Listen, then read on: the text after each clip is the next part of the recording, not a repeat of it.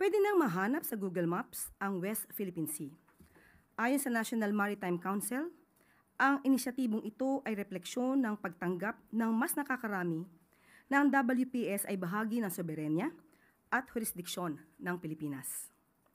Naaayon din ito sa 1982 United Nations Convention of the Law or on the Law of the Sea at ng 2016 South China Sea Arbitral Award na nagpinagtibay ng Republic Act 12064 o ang Philippine Maritime Zones Act.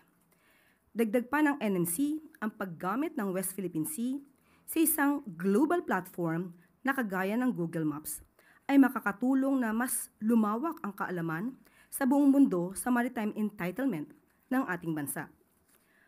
Muli ring iginiit ng NMC ang kanilang commitment na protektahan ang maritime rights ng Pilipinas batay sa international at domestic law.